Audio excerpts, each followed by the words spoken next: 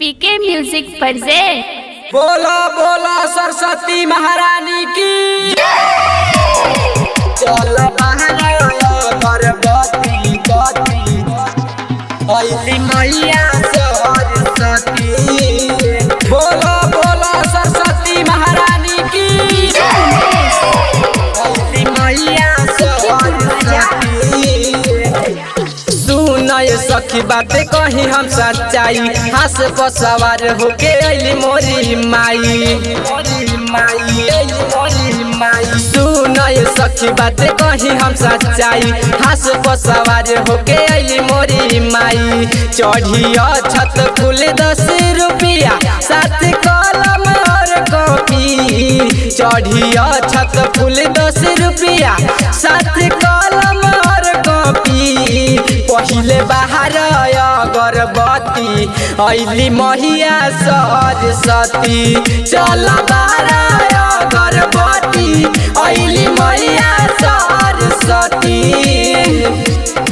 चल बाहर गर्भवती गति अइली मैया सरस्वती।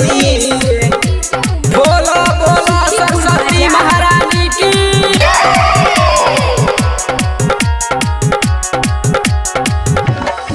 दीहे आशीर्वाद मैया लैलू जवन कीन के। साथ साथ रही तू संगे रात दिन के, संगे रात दिन के।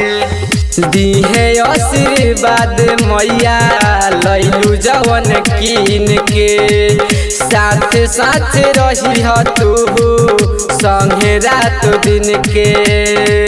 साथ साथ रही तू संगे रात दिन के।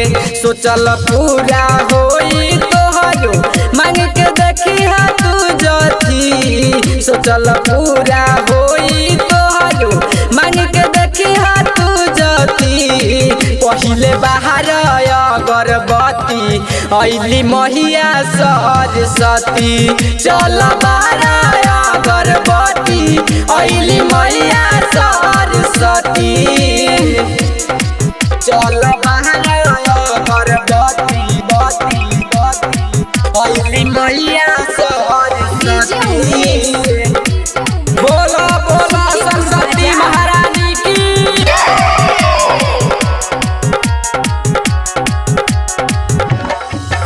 हीरो हीरा मन मैया पाओराउर परिले।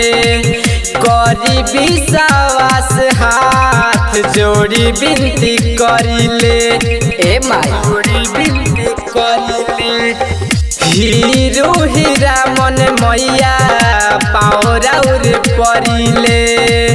करी विश्वास हाथ जोड़ी विनती करिले। कहरी विश्वास हाथ जोड़ी विनती करिले। हलचल राकेश राइटर ज्ञानू गीत दिहले लिखी। हलचल राकेश राइटर ज्ञानू गीत दिहले लिखी। पहिले बाहर गर्भवती अइली मैया सरस्वती। चल बाहर गर्भवती अइली मैया सरस्वती। पीके रिकॉर्डिंग स्टूडियो बनियार परसा नेपाल।